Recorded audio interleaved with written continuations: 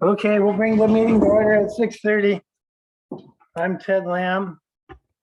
This is John Kading of the Select Board and Roger Strobridge from the Select Board. Katie Winklejohn, our town clerk and treasurer and delinquent tax collector, is also here.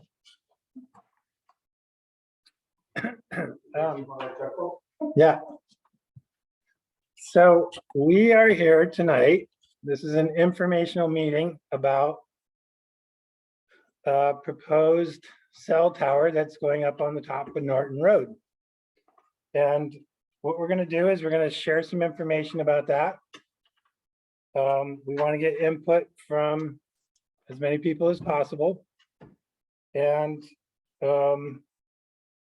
basically, John is going to give some information about the tower. We're going to hear from some of the neighbors, and then we'll open up the floor for public input. But before we do that, I just want to say that part of this process is the town. We received a letter on December 22nd, and it's a letter of intent from a company that's going to build a cell tower. And what they're going to do is they are going to apply to get a certificate of public good. If they get the certificate of public good, that's issued by the Public Utility Board. But before they apply, there's a 60-day window where all the interested parties can submit their comments. So we've already sent a brief letter stating that the Planning Commission and the Select Board, we do not support the proposal as planned or as presented, and that we were going to send a more detailed later after we heard from some more people. Once the applicant decides, once they get all this information, they may or may not apply to get the certificate of public good. If they do apply, then the town and all the interested parties have another opportunity to present their case to the Public Utility Board. So there's still a lot of time in this process, I think. The other thing I wanted to mention is that Avram, who's our representative, district representative in the legislature, serves on the House committee that regulates telecommunications. He is not on the Public Utilities Board, but he is on the committee that makes all the regulations and is a good source of information if you're looking for information. The other thing I want to say is that the Select Board and the Planning Commission, we all see the need. There's a clear need for increased cell coverage in Worcester. The least of which is to access 911. That is what starts the whole emergency medical system, is calling 911. And there's also other benefits of having cell coverage in Worcester. However, we've been given a plan that, or a proposal that we do not approve. So tonight's meeting is really about the proposal and not whether or not we need telecommunications. So with all that, I'm going to turn it over to Mr. Kading.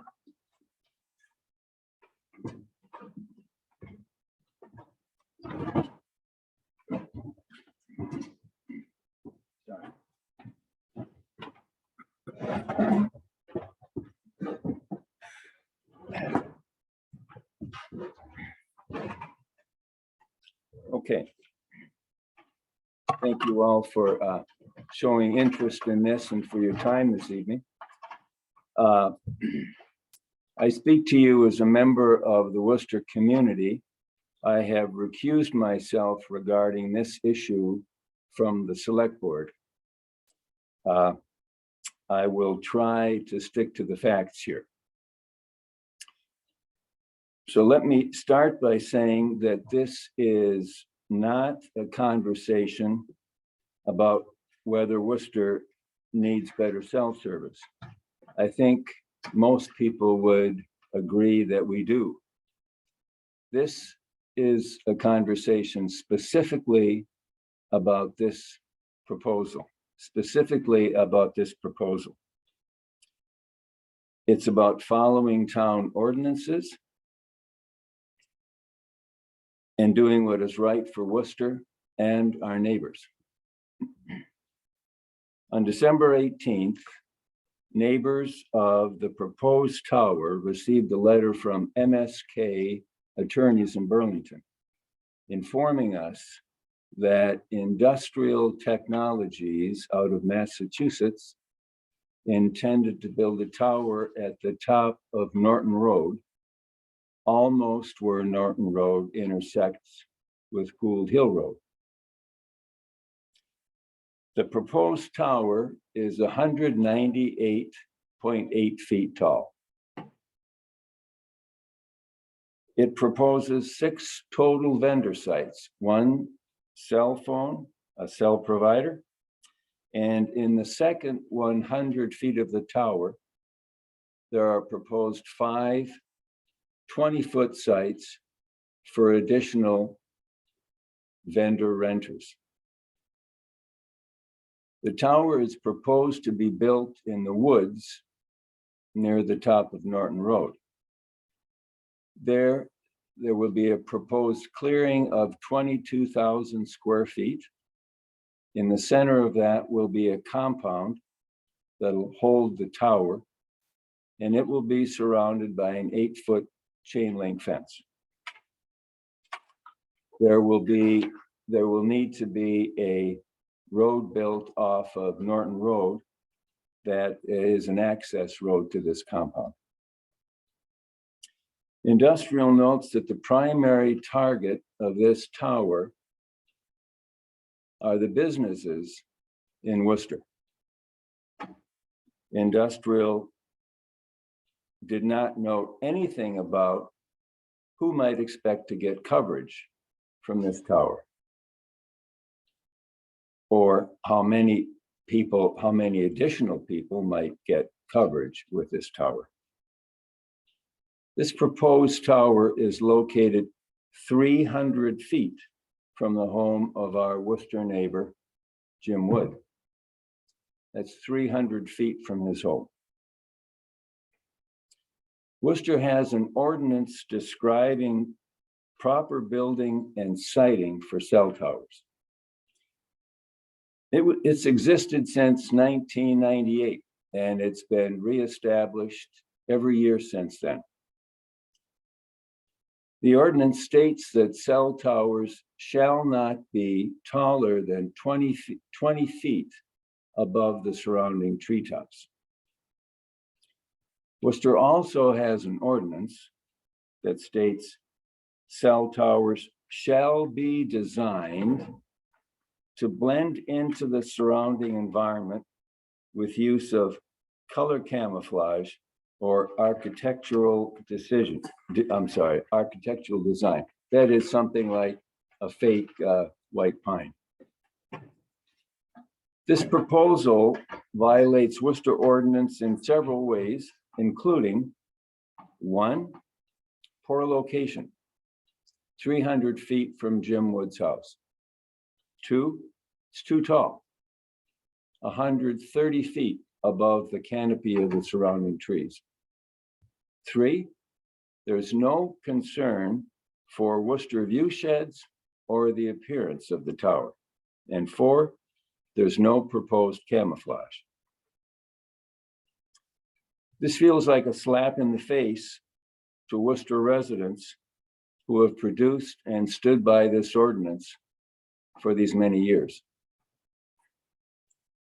So it would seem very straightforward that Worcester could just block this proposal. Unfortunately, the 1996 Federal Telecommunications Act gave Vermont's Public Utility Commission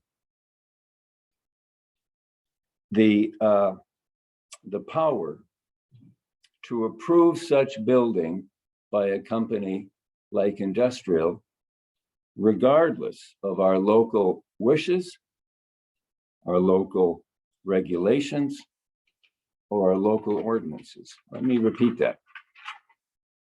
The PUC, the Public Utility Commission, has the power to set aside Worcester's wishes, regulations, or ordinances and allow this out-of-state for-profit company to build such a tower. So I've tried to lay out the basic facts of this proposal, and there are many, many more facts that you can gather from a new website that has several facts and areas where you can get far more information. And that website is Worcester Cell Information. I'm sorry, no, Worcester Cell Info, worcestercellinfo.com.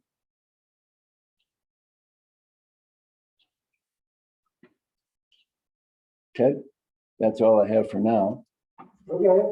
Thank you. Will you ask if Tony wants to speak next, Oh, or if Jim wants to speak next? yes. So Tony, if you're available, would you care to say something? I'm here. I'm here. Okay. Okay. So, Oh, I'm sorry. So this is, I should say to you in the room that this is Tony Kading, who happens to be my wife. And she is also the chair of the Worcester Planning Commission. thanks. So I'm going to respond from the Planning Commission perspective, because we've got a brand new town plan. And I'm going to try to summarize how the proposal either aligns with the plan or doesn't align with the plan. And I know there are other members of the Planning Commission tuning in, so please chime in if I'm forgetting something or I'm saying something incorrect. So in the Worcester Town Plan, there are 6 topics that I think are relevant to the proposed tower.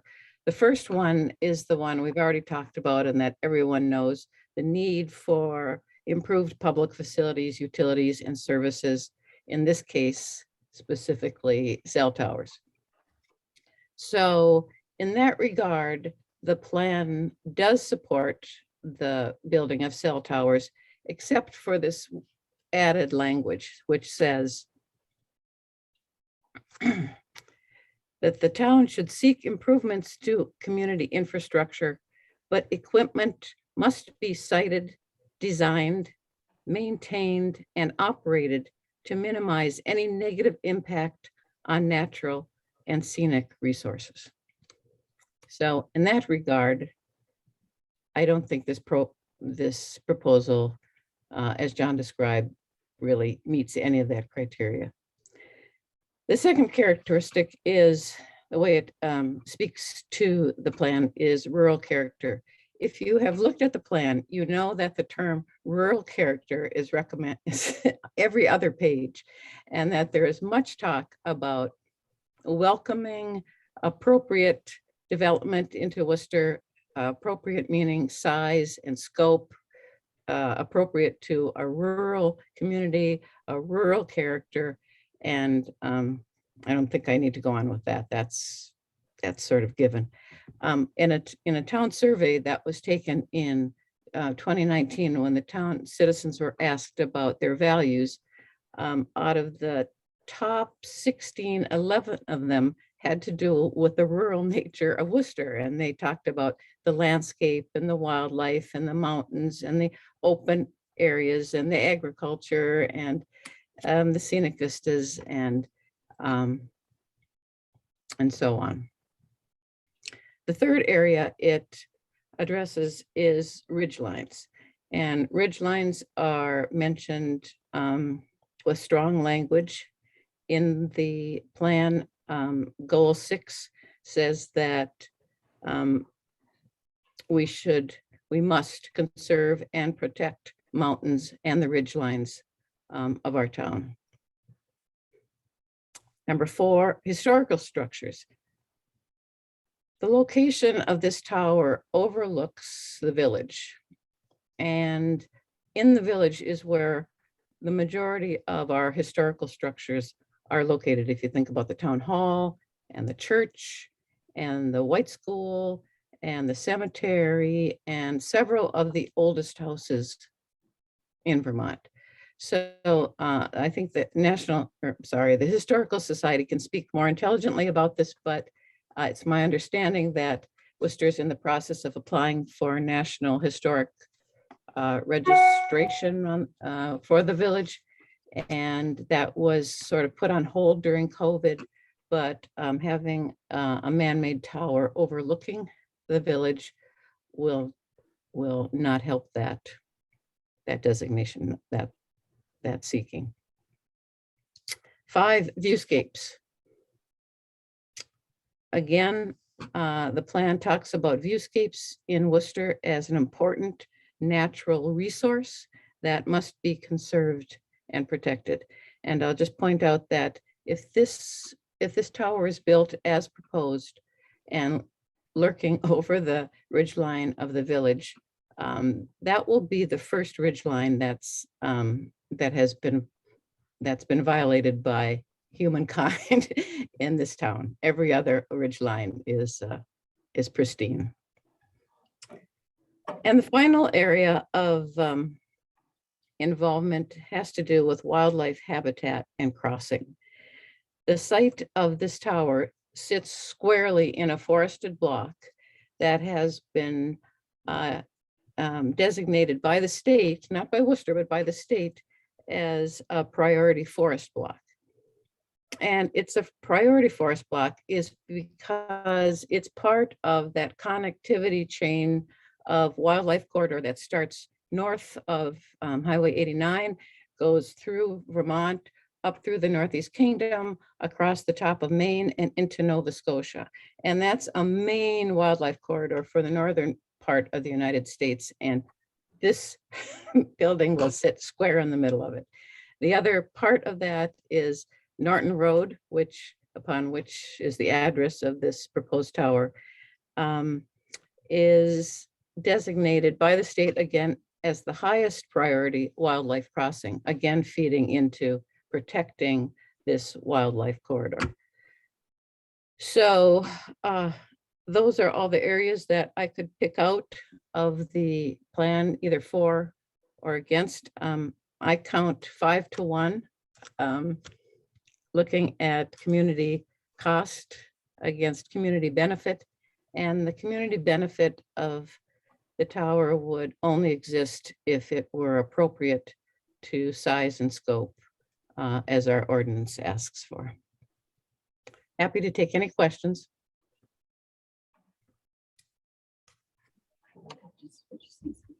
Lisa.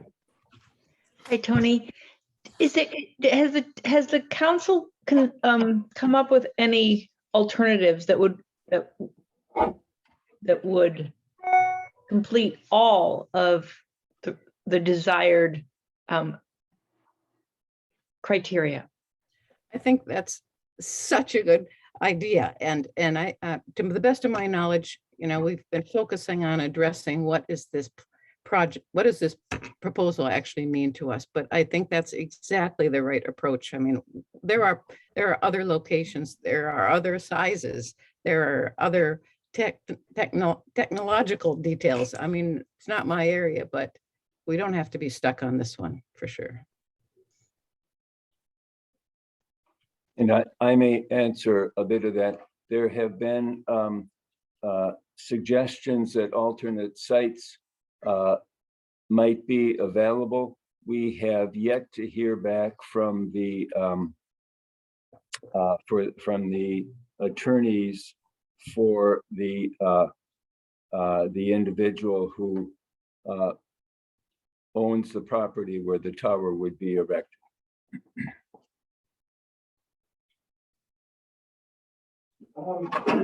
Kyle?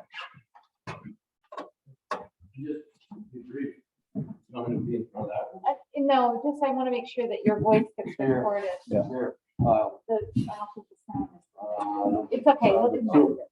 So this is Kyle Devitt asking a question.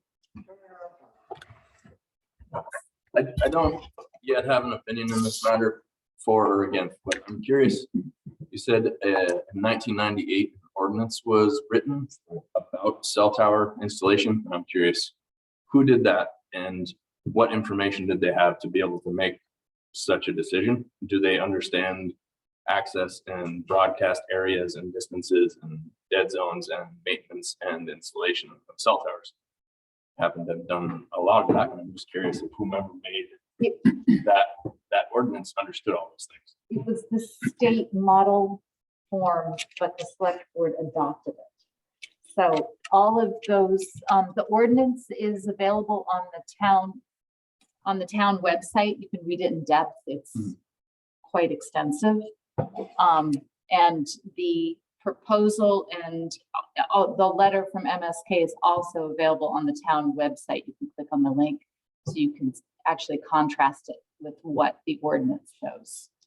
So all the details, the survey maps, the engineering plans, all of it is on the town website that you can look at.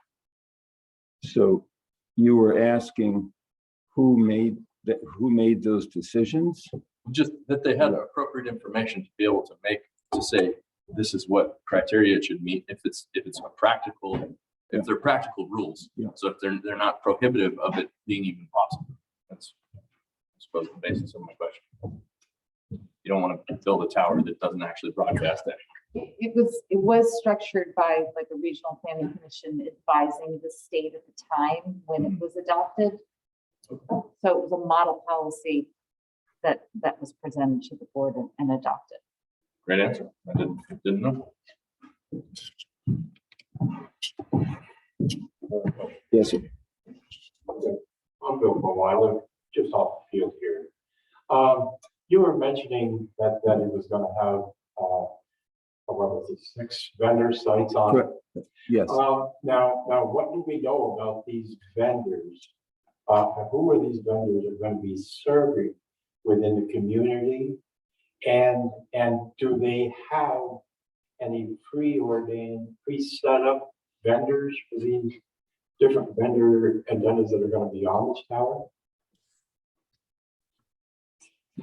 Not that we know of, no. Did everybody in Zoom hear that question? If I can, I think that if you look at the site plan and so on from these people, they're proposing at the very top, there's like 4 or 5 basically with antennas. Below that, there's an area for maybe 5, 10, or whatever, 1, 2, 3, 4, 5 different antennas for the future. They're not saying that they've got those antennas set up yet. We But who will don't know who the vendors are. directly serve these antennas that are going to be on there? What in the community are they going to be serving? Are they They're going to rental be? spaces for vendors. Yeah, it could be things like HughesNet could rent that spot.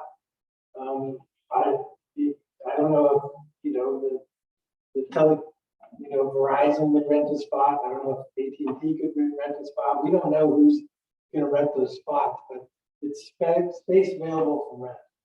And it could be 5G. Yes. It is. It is 5G?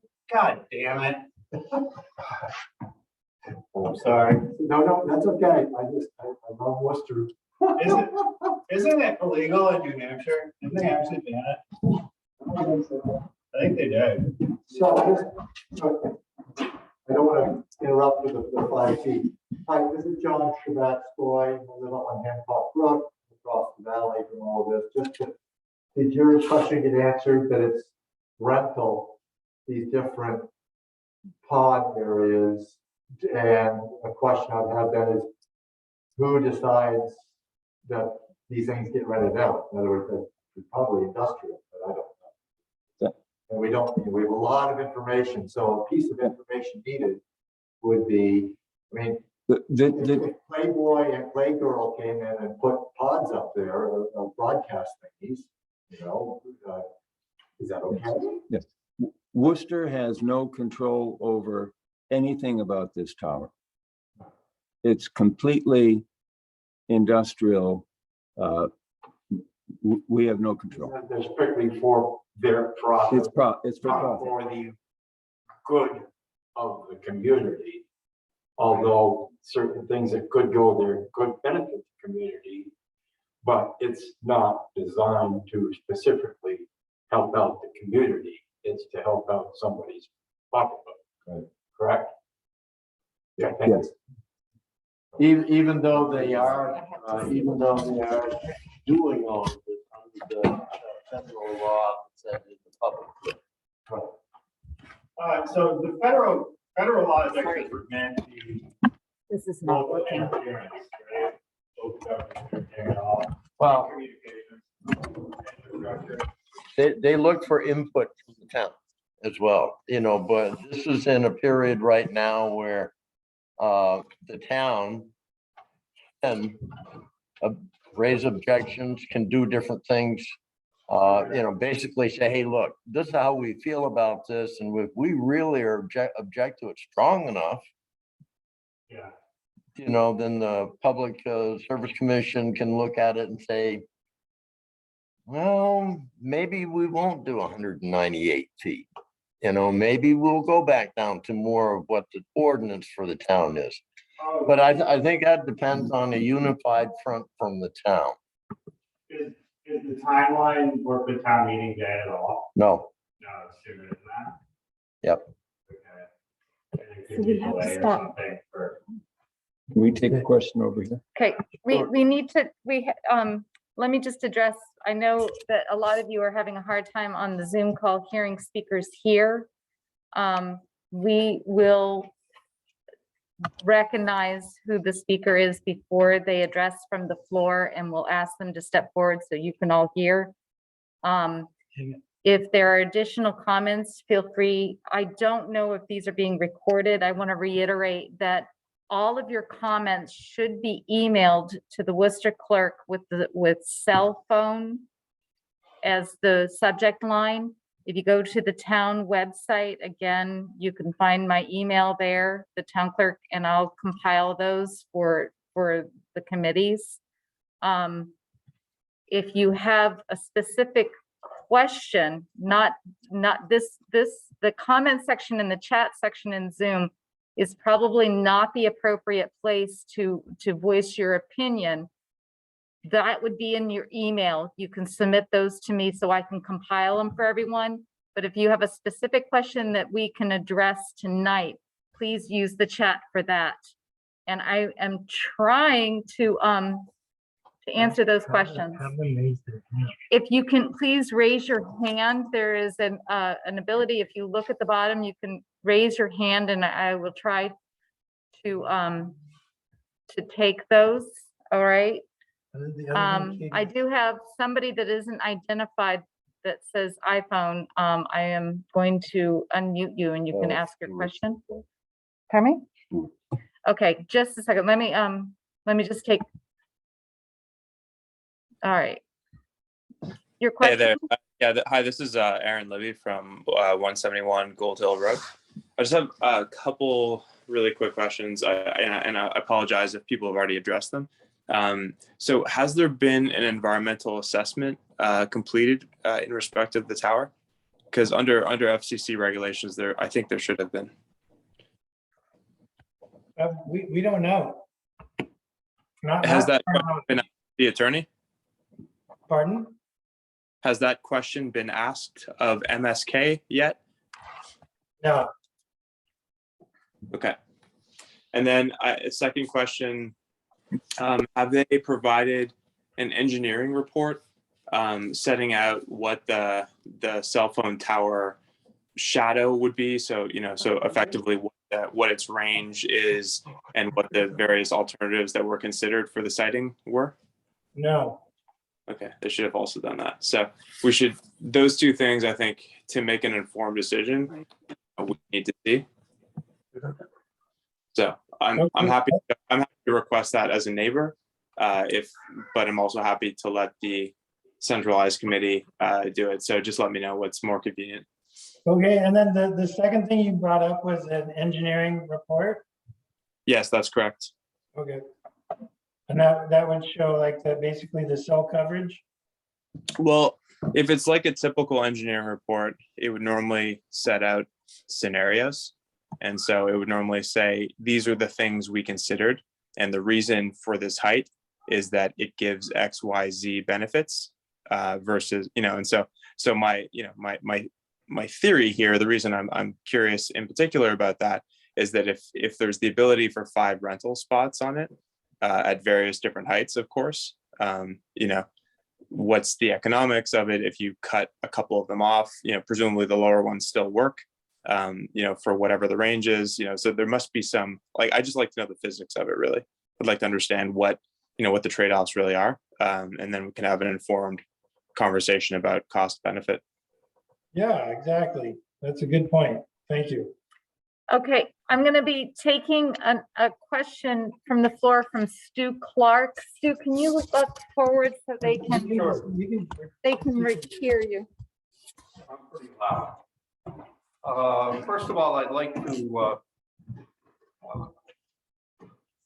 thank the select board for their position on this issue. I support what you've done. In particular, I've read carefully the post that Ted put on Front Porch Forum. I hope that there will be more said, more detail in the next letter. And so I want to specifically speak about that. Avram posted the law, reference to the law regarding the duties of the PUC and the duties of applicants. And in that law, it said municipalities, as you've already spoken about, municipalities don't have the ability to deny or approve this application. But the Public Service Board or the Public Utilities Commission has to give substantial deference to our opinion, to the select board's opinion. And to me, that means that you really do need to reference that ordinance and reference the town plan in specific statements that you send to the PUC. And secondly, I'm imagining that this is almost like a grant application, but kind of in reverse, where you look in the law telling the PUC what they need to do and address as many points in there in their criteria for approval or denial that we can. Because I think they're going to go right down a checklist, and if we have specific comments to address those, then they'll give more weight to our opinion. But it'd be nice if we had the checklist. well, you can make that checklist right from the law. But thank you for your position and your work so far. Thank you. Thank you. I'm going to take, we have another, James, I'm going to unmute you. James Wood has a question.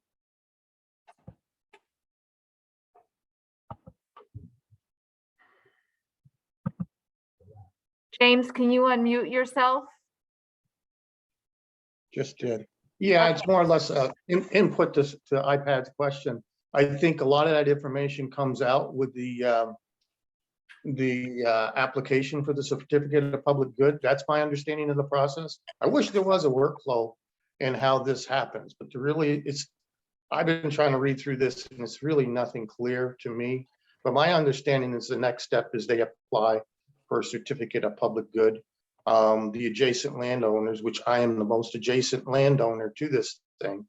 And I have unique concerns, and I'm not sure if I should express those concerns in here or not. Again, I think that tonight, we're trying to get the questions answered, but we want as much Yeah, input and I was and just trying to, opinions. my understanding of this is the next step in the process is the applicant applying for the certificate of public good. And they provide all of the view shed, the coverage, the aesthetic analysis of the thing that's going up. That's my understanding. I would defer to a lawyer on this thing, but it's just, it's a pretty complicated process and how this happens. But I do understand they give deference to the town, the municipality, and everything that, when these things do happen and they've been applied for. So I'll mute.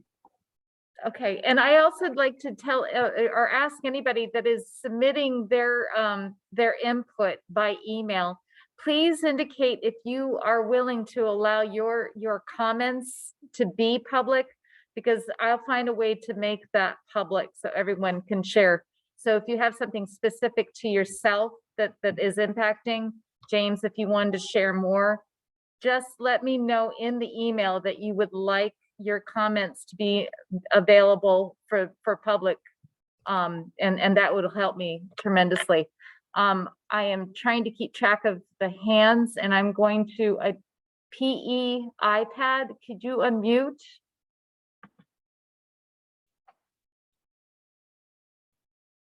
You had a question? Your hand is up. I don't have a question. I have a comment. The thing that struck me most when I went through this proposal with a magic marker was how little there was in it. I've seen proposals to other towns that had far more. So it seems a little almost premature for them to file an application without providing the community with more information. There's been no information about viewshed. There's been no information about who will get service. If you look at some of the other applications, like in Chelsea, their application will cover 2.5 miles. Is that all it will cover in Worcester? And which 2.5 miles is that? Is that only along Highway 12?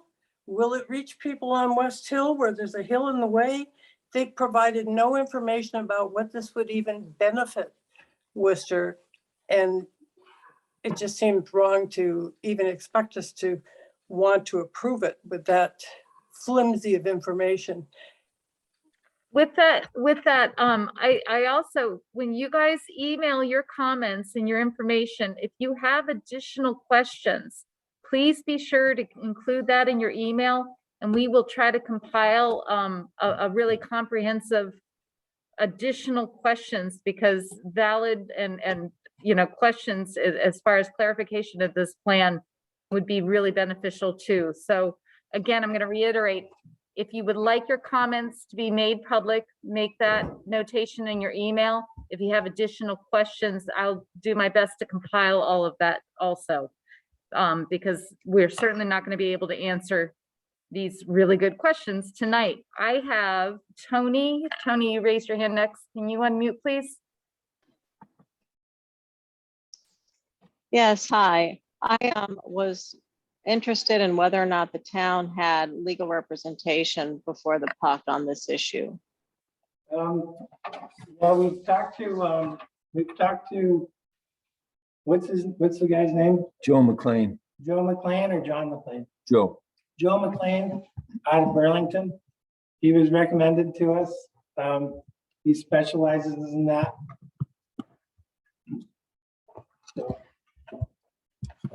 So, but is he gonna be representing us before the PUC, or? Is he gonna be representing us what? Before the Public Utility Commission? I hope so. Yeah. Oh, great. Okay, thank you. We're gonna have to, we'll have to get a retainer, I believe. And they cost a lot of money, but our hopes is to get guidance from him. So he can tell us, we can do a lot of the footwork and put the stuff together and use him as a resource, but not have him do all the work. But have him appear at the hearing. I think that would be beneficial, yes. I don't want to do it. Great. Great. Thank you. All right. Amy, can you unmute? Amy Thornton? Hi, hi everybody. Thank you so much for all your work. This is really excellent. And I'm a new resident, a year and a half here, and I'm really appreciating how involved everyone is, and that's wonderful. And I thought there was a deadline. Am I wrong about that? I thought there was like 60 days from December 17th. Did I see that somewhere? And how fast do we have to work? Well, that's just before they apply, if they apply. So we have 60 days to respond since the receipt of the letter. We got the letter on the 22nd of December. It was written on the 17th. So if we're gonna compile more stuff, we need to get that in by the 17th. They asked for the comments within 30 days. The lawyer did, MSK, which personally, I found that kind of rude. If we have 60 days, they tell us we gotta be ready in 30 days. So, yes. And I'm going to reiterate too, those timelines are on the homepage of Worcester's website. The links for all of the information that we are sharing tonight are also available there. And again, all your comments, just keep them emailing them in. I do see somebody raising their hand in the video, but if you have, there's an option to raise your hand on your screen. That puts you into the queue. I don't want to miss anyone. So make sure that you're using your the tab to raise your hand. Rick, you can unmute, please. Thank you. Just curious if there's any information regarding the access road, including the length of that road and the width, because that acreage should be included in the total opening. They've already told us they plan on making a half-acre opening. I'd be interested to know what acreage would that be total if they did include that road. Rick, I believe that, Rick, I think that.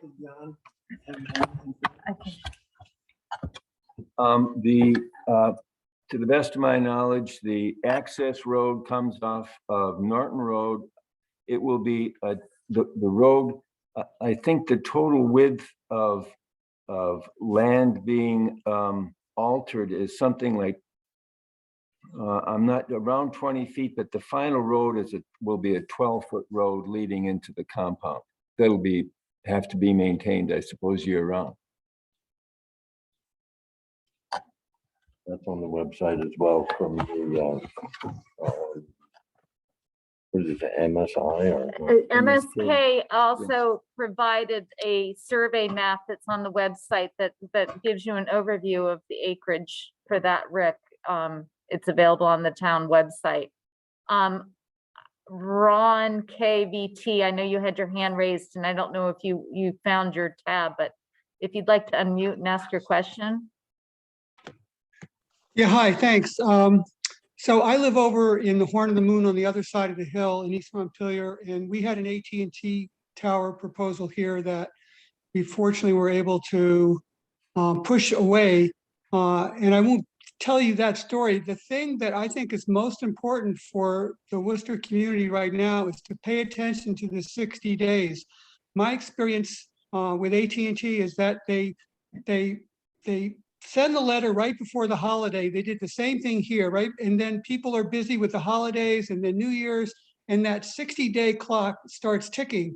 And that 60 days is very important. You do not want to have this get in front of the Public Utility Commission without doing your best to make the case for this 60 days to be extended for another 60 days so that you have more time to organize yourself, get information, and so that you can, because it's hard for a community to come together and take care of all the details that need to be taken care of. So I advise you, from my experience here, to try to push that 60 days out. Did East Montpelier do that, Ron? No, East Montpelier didn't do that because I mean, it was proposed and I don't think they voted against it, but the way it happened here is that the community here convinced the landowner to not put the tower on his property. And they did that with a sum of money. Oh. How much? $40,000. And you know, the thing is that if the town is united, then, you know, I think that the Public Utility Commission, I mean, their mandate is to expand cell phone, you know, to the communities throughout the state. So they're really under the gun to do that. And there's a lot of pressure from the state.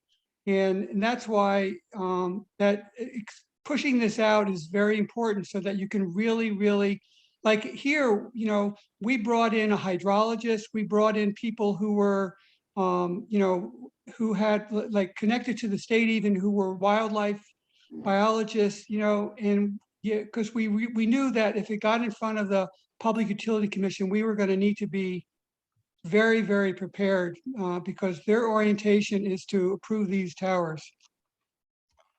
Okay, thank you, Ron. I just would like to answer, I'm trying to look through the chats and answer some of the questions. Ryan, you asked about considering composing a survey. We are looking to do something. There was not enough time in this particular comment period, but anyone that would like to volunteer to help compile something like that so we can use a Survey Monkey where we can use, you know, actual data to compile that, I will welcome your help.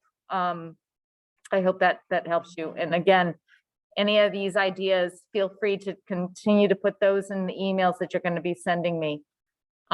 Murphy, you have your hand raised. Can you unmute, please? Yeah, thank you. This is Murphy Robinson from Upper Hancock Brook Road. And I'm so encouraged to see so many of you here tonight. This is great. My question is, who is the current owner of the land? And is the land being taken by eminent domain, or is the landowner being paid to have the land used in this way? Like, what is the ownership factor here? It's going on private land. And so I think they probably were approached by the company or, I mean, maybe they thought of doing it themselves, but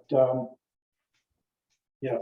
And the landowner, what's the actual address? Actually, you can find the name of the landowner on the Worcester webpage, talking about this from the company that wants to put up the tower, MSK. If you look in there on their proposal, you'll see the actual landowner and the location. Awesome, thank you. Thank you.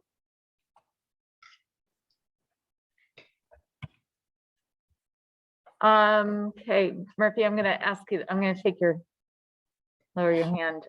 There was a question, has MSK been presented with the town's questions and concerns, or is that info sharing for a different time? You want to answer that? Yes. Could you repeat the question? MSK. Has MSK presented with the town's questions, concerns, or is that info sharing for a different? Sorry, it's hard to read. Different thing.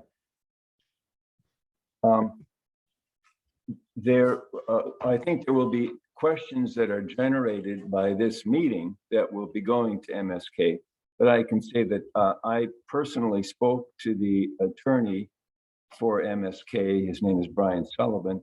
I spoke to him shortly after he returned from vacation out of the country, just after the New Year's.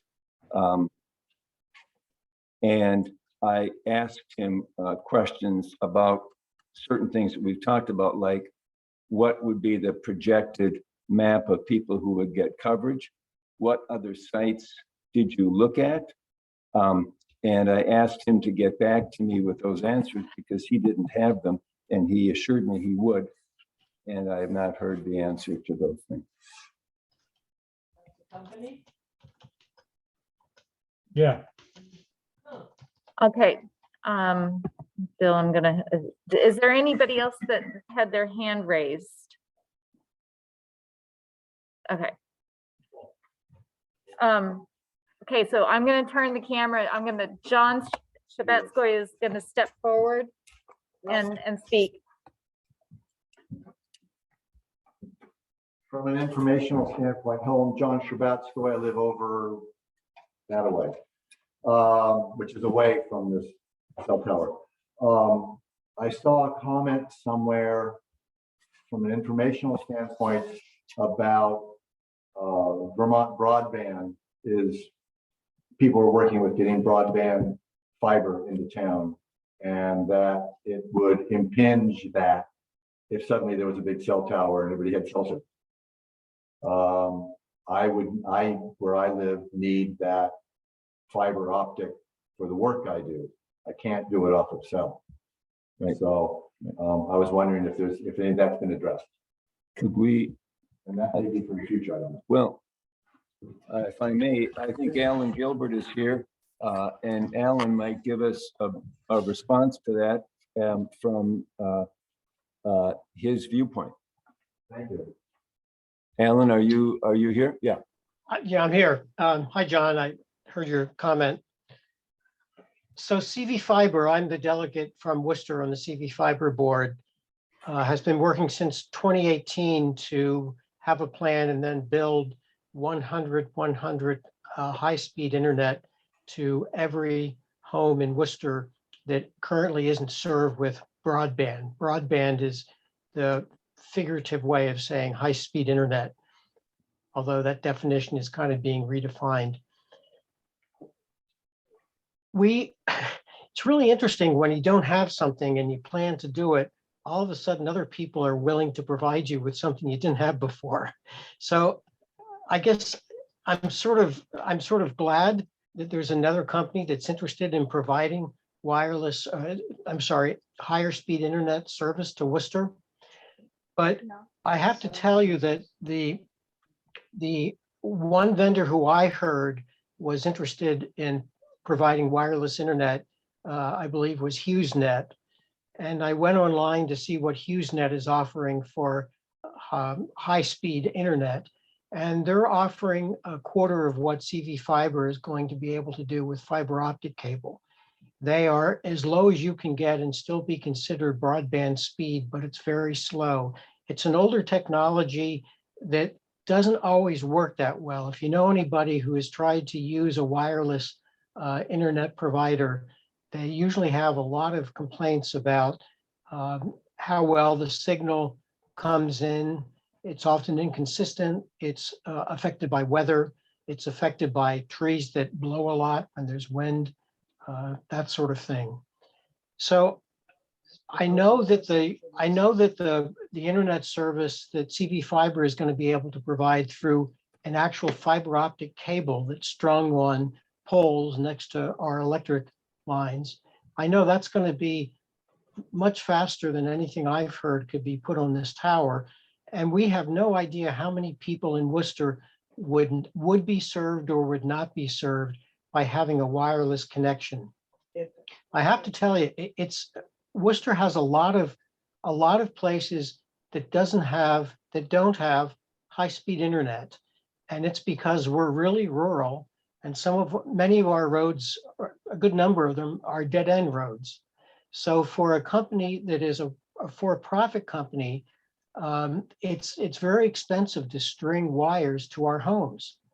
Wireless sounds like it might be a good idea, but it really is an old technology that I think would be put up on this tower. And I also think when we see maps that the coverage is not going to be as good as advertised for any of a number of reasons. A lot of it has to do with the weather and the terrain around here. I have, thanks, Alan. Doug, can you unmute, please? I'm sorry, I've already. Hi, Doug. this is Doug Clitheroe, Holtz Road. I just wanted to hear more from Jim Wood if we have time, if he could fill us in more. Okay, Good. and I will circle back to that. I'm going to try to get the questions of all the hands that are raised. Daniel, can you ask your question, please?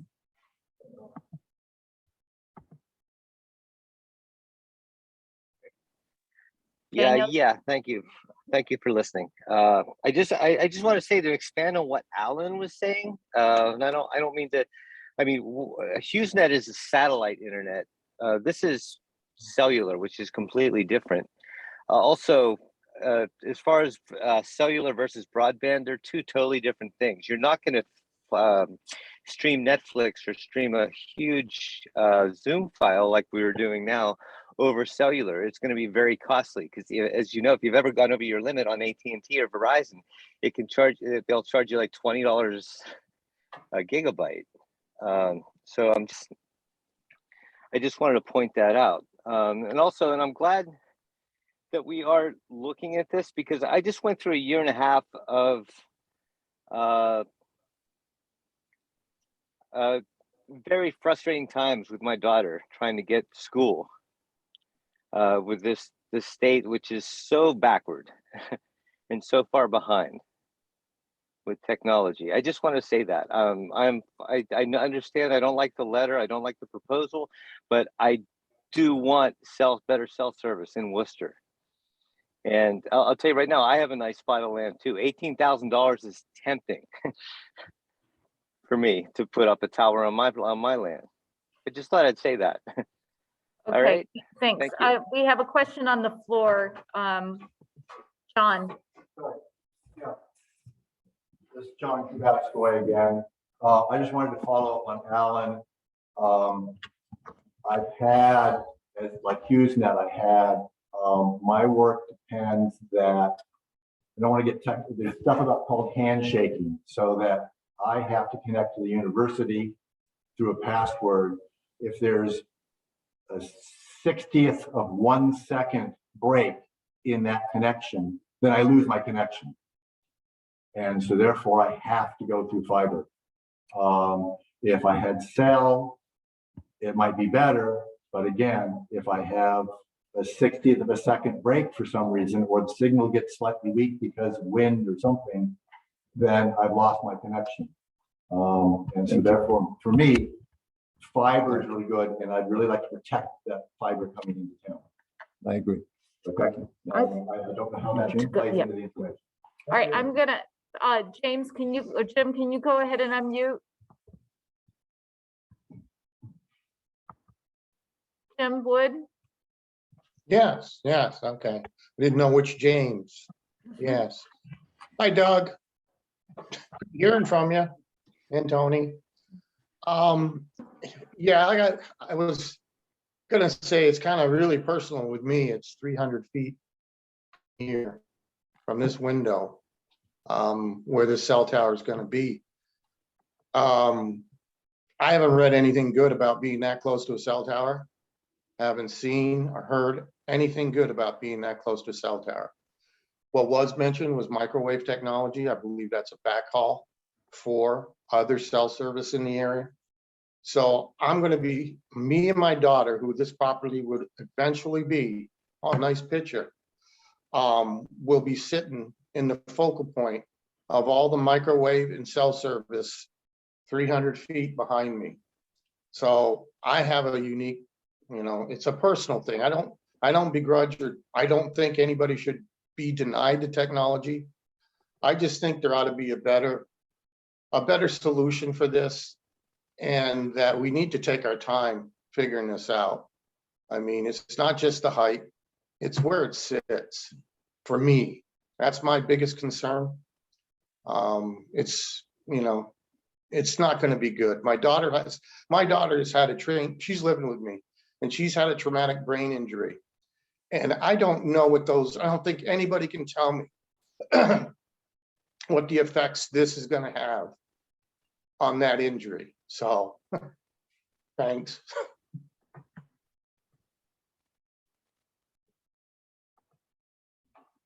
Thank you, Jim. I have Brian, can you unmute? Yeah, I had a quick question, actually for Alan Gilbert.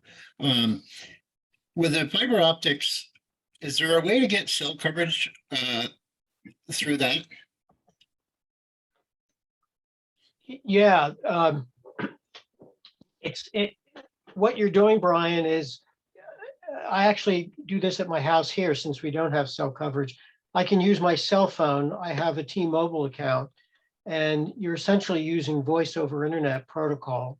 You're connecting to your Wi-Fi, and the Wi-Fi is accepting the phone call, and it's sent out through the internet connection over the line.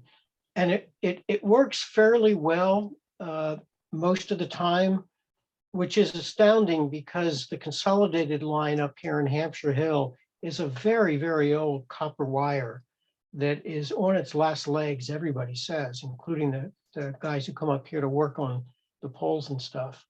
So yeah, you can get what we think of as cell service. I think almost all the providers, it's not just a T-Mobile thing. I think most of them now allow you to do that. The other thing CV Fiber is going to do is we'll probably be offering a phone plan, something that you can think of more as a landline as part of the service for an extra amount of money. That's what EC Fiber down in the Upper Valley in the Norwich area is doing in their fiber optic system. You can buy just a fiber optic connection, or you can also add on a phone connection. Last thing I wanted to say is CV Fiber is hoping to begin actually stringing wires before the end of this year. That's a pretty ambitious goal that we have, but we actually do. We have bought cable. You know, this is not just pie in the sky. We've actually bought cable, so we have the wires that we need. We're doing the design of the system now, where the wires have to go and which poles, and then we have to find the crews to string the wire. But I really think that within the next year to 2 years, we're going to be having much faster internet service in Worcester if we can hang on. Alan, how much has the CV Fiber received any money from the state, from the relief funds? Yeah, we get, our funding sources are the federal government, the state government, and the town of Worcester has allocated 50,000 of its American Rescue Plan money to us as well, for which we're grateful because that's going to be matched for another 50,000 from the Vermont Community Broadband Board. So what's going to help us in building is we're getting a lot of grant money that we don't have to repay. We're not having to lend millions and millions of dollars, which is what EC Fiber had to do when it started out about 10 years ago. So that the good news about that is it's going to keep subscription prices lower than they would be if we had to borrow money to pay for this whole thing. And we don't know yet how much the rates might be, but the more people we have connecting to us, obviously that's going to help us have more revenue and the rates can be more reasonable. So I think, can people see this photograph of a mock-up of the tower? Yeah. Yes. Okay, so this is a mock-up of the tower. It is it was done at Jim Wood's backyard. Now the tower would actually be 300 feet west of this, because that's where the site is. But this mock-up, you see the balloons up there. We just floated up some balloons 200 feet, and then this was a mock-up of another tower to get an idea about what 200 feet is. So that's what this looks like, and that's what Jim would have in his out his window. There are a couple other pictures, I think, of mock-ups as well.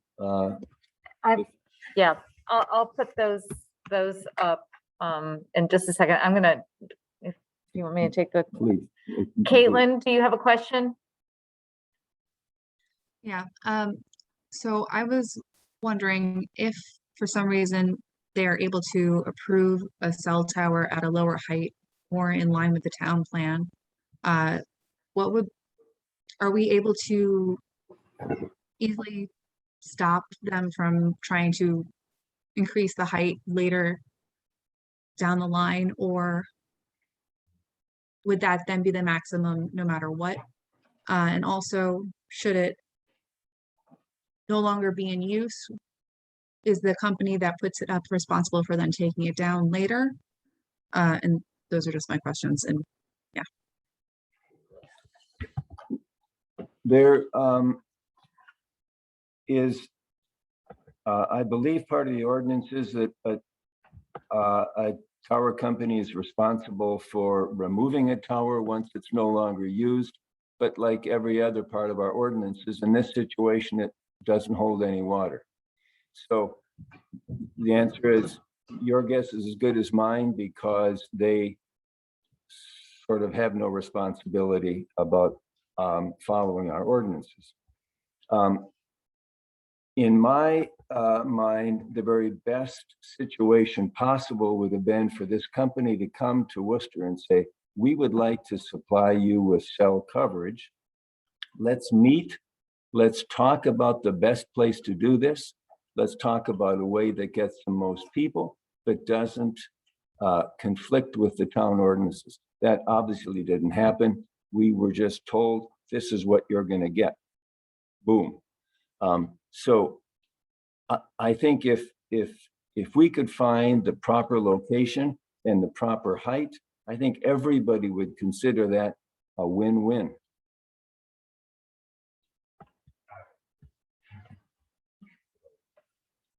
I'm gonna. I'm glad to get up there. Sure. We don't bite much. This is Sam Owens speaking. Yes, I've been listening to this meeting and I'm definitely interested in there being like a survey or a petition or something. And I'm worried that people might answer or be expecting, having dreams about what this is going to provide internet and not providing it. And I'm surprised that it's even like being talked about broadband and the broadband issue. I also think it's kind of tragic that we have to put this tower so that people can use their phones in their homes, like, cellular phones. I think it's really, if you have an internet connection, you should be able to use Wi-Fi. There's certain track phones and stuff that don't do it, but your cell phone should work on the internet, and you can buy one for like $50. It does. It's kind of a hardware thing. It's mostly a hardware thing.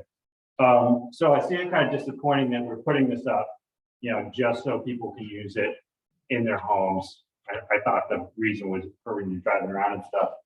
And I also think that if we do a opinion survey or something, people might have high hopes. Also, I think there has to be 4G, because I think 5G is like extremely short distance. It hardly goes through walls. So there must also be a 4G on it too. Thank you. I have someone asking a question, Kay, if you could unmute. So hi, this is Kathy Barrows, and I am noticing some pictures that are being shared. And I wanted to know if the reason they're being shared is because they might be visible from a joint venture trail between the Calais Trail Association and the Worcester community. Can someone tell me if that's correct? John? Yes, thank you. So the picture you're looking at right now was taken from the Ellis Bruce Trail. Now, the Ellis Bruce Trail is a walking trail that runs from nearly Jim Wood's front door, almost, through the Kading Farm over to Calais. And that trail is used by lots of people every day from many towns, not just Calais and Worcester, but all over Vermont. Hikers and bikers and horseback riders and runners and snowshoers and skiers use it. This picture right here is, you can see the balloons once again off to the right of the tower. That gave the idea of where 200 feet is. This is a telephoto shot. So this is not natural, this is telephoto, but nonetheless, it's taken from the spot where, as you leave what we call the high meadow, the large field, you should come out of the woods and have quite a panoramic view of the Worcester Mountains. And you're just leaving that field.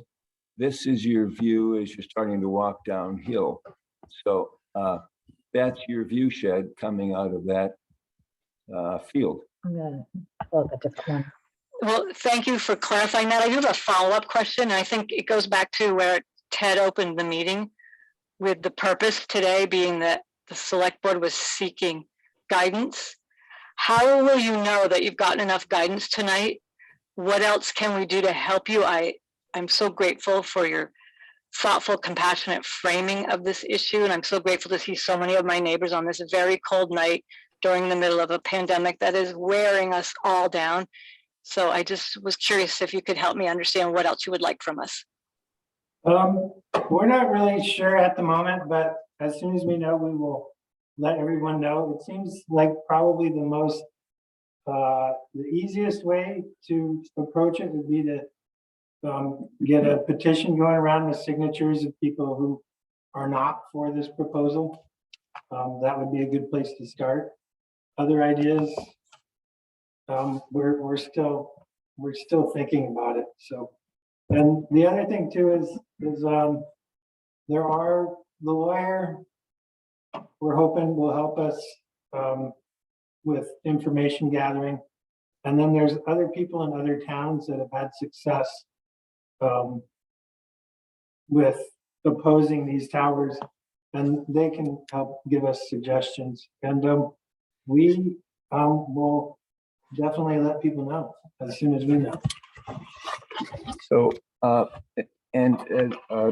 just in adding to that, as I see it, the things that you all who are watching this can do from home, I think number one is to weigh in.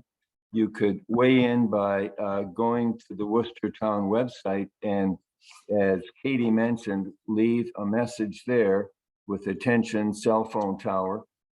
So it can be as simple as, yes, I want a cell phone, or no, I'm sorry, the cell phone tower, or no, I don't want this cell phone tower proposal. It's this cell phone tower, not some appropriate cell phone tower would be entirely different. So number one, weigh in. Number two, there will be petitions that will be circulated at the usual places. I think at the dump, at the town offices, at LBJ's, and maybe even if there are people that would like to get petitions and take them around your community, your neighborhood, that would be wonderful.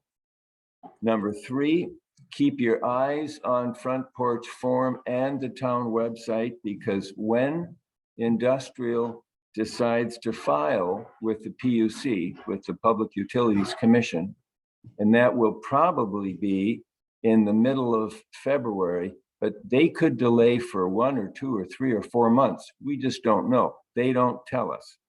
But when they file, then will be a time for everybody that does not want this proposal to happen, for those people to send mails and emails to the Public Utility Commission to tell them that they do not want this proposal. So that will be on Front Porch Forum and websites.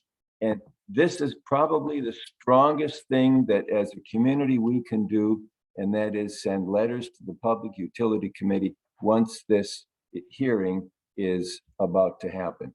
And then lastly, there can be contact information through worcestercellinfo.com, that new website. There if you want to leave your name and your email, you can do so, so that you could be sort of forewarned if more action is forthcoming. Peter Komar, did you have a question? I saw your hand Would you like to unmute?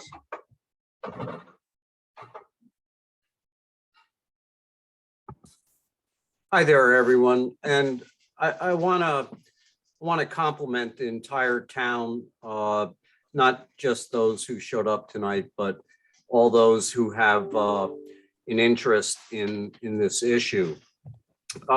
Unfortunately, I have to make an apology. I'm probably the person that was responsible back in the 90s for pushing the scenic nature of Worcester in the town plan in every possible place that it could be put.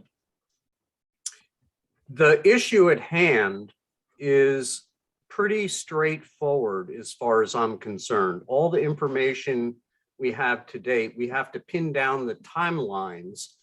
But I think the most important issue, and I've heard it resoundingly tonight, is that everyone here and many more who are not participating appreciate the rural character of this town. That was reaffirmed, I believe I heard tonight, in the 2019 survey. So what we have to do, and I hate to say it because it really starts with James Wood. And there's an old adage, all for one and one for all. And I would make sure that we have a petition at LBJ's, that we have a petition at Town Hall, that we have an electronic petition if that's possible. And everyone who has an opinion about this, I would assume 90% of us, if not more, want cell coverage. We have a say in what that coverage is, who it's for, and what it looks like.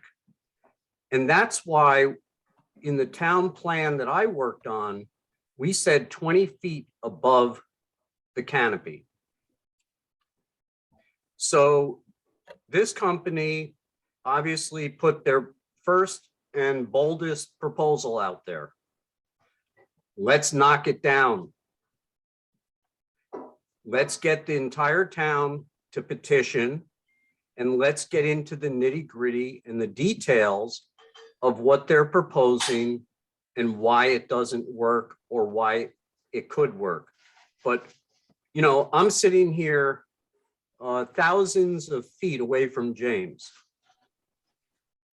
But I go up to John and Tony's all the time. My wife does every single day. That cell tower has got to be knocked down. And I don't care if there's some coverage suffering. That's okay. It'll be better than what we have now. The town plan, the ordinance that Bill Haynes worked on in 1998 was based on all the research we could get from the Regional Planning Commission and the State Planning Commission. And I was on the Regional Planning Commission for 10 plus years and the Town Planning Commission for 10 plus years.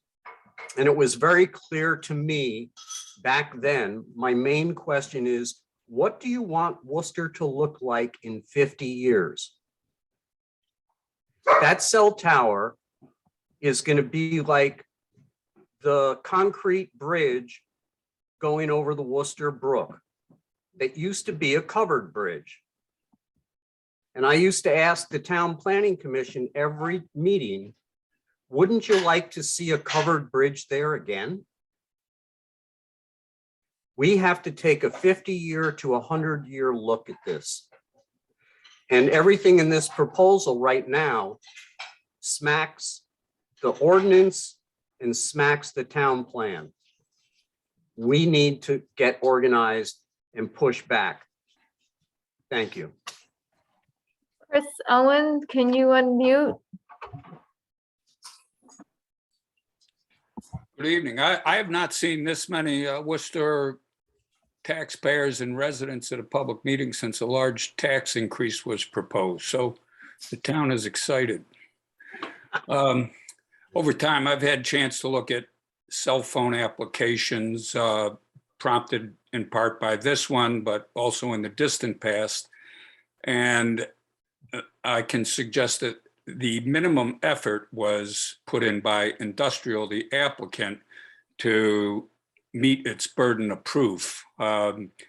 This application has very little, leaving us with more questions than answers. There's no coverage map or heat map that shows who's going to get a strong service, who's not going to get a service, who may get a weak service. Those are common in cell phone applications. When AT&T files for an application, they may have 20 attachments supporting it. In this case, there's a fraction of that number. There's no aesthetic analysis. Unfortunately, the burden in the preliminary stage is falling on the citizens of Worcester to do what some have done with the balloon test in the simulated photo. That should be the applicant's burden to show us. A good applicant would come to the town and say, what works for your community, and work with us. That has not happened because they know that the PUC will, weigh the evidence and play by the law. But we know that the governor has just put in $51 million for cell tower construction to subsidize already wealthy cell tower operators and telephone vendors. The deck is going to be stacked against the town at the state decision level. So we're going to need to work extra hard to get a better deal for the town of Worcester. The application overall is an affront to the residents of Worcester, as evidenced by what's been published in the recently approved town plan and the 1998 town ordinance. Worcester deserves better than this. I believe Mr. Sullivan, the attorney representing Industrial, may be monitoring this call, and we would welcome him to perhaps reach across the aisle and start a conversation with us. I'll lastly say that the application includes a trellis tower, which is the cheapest of the ways to erect a cell phone tower. Most more reputable companies will come in with a monopole. If there's aesthetic objections, they may substitute it with a more expensive monopine. There's a lot of options here, and I encourage our select board to prosecute the case on behalf of our town to get the best deal for cell coverage in our town. Thank you. Chris, can you unmute? Chris? Hello, good evening. Hey, Can you hear me? Yes. So first of all, good evening to everybody. I just wanted to state I was part of something similar to this in Northfield. And, I just want to caution everybody, this is the one time that Worcester has any kind of leverage, because once this goes through and it's approved, that's it. There's nothing more you can say. There's nothing more you can do. So I just want everybody to be aware of that. So if you're for, that's one thing. If you're against, that's one thing another. But if this moves through and it's approved, Worcester really has no say in anything else. Thanks, CB. Thank you. Do we have anything else? I don't think we have any other hands. Anything else, guys? All right, so I'm just going to reiterate, we got lots of great comments. I will try to go through all of those. I will make everything public. This is being recorded as far as the comments on this. We'll try to get a transcript too. I do have one more question from the floor. This is Rose. Hi, I just thought of something. What about getting some media involvement like WCAX, BT Digger, 7 Days to bring awareness to our plight? Because I know recently, like just other small communities like Elmore with some changes that happened when they got their store, and then the post office was gonna pull out and different things. I just think if we could look at getting some media coverage, however that might happen. We would love it. All right, so I'm gonna reiterate, tomorrow gonna be updating, I'll have the additional website that John referenced that is dedicated to all this information. But we also have several links on the homepage of our town website. My email is available there. Please email me at worcestertclerk@comcast.net. I'll compile all of that, and I will welcome anyone's volunteering help with surveys, petitions, anything else that will get the word out. If there's no more questions, thanks everybody for coming out. And we look forward to getting more input, and we'll keep you posted as things develop. Everybody stay warm. Thank you. We'll see you soon. Thank you so much. Thank you. Good night. Night. All right.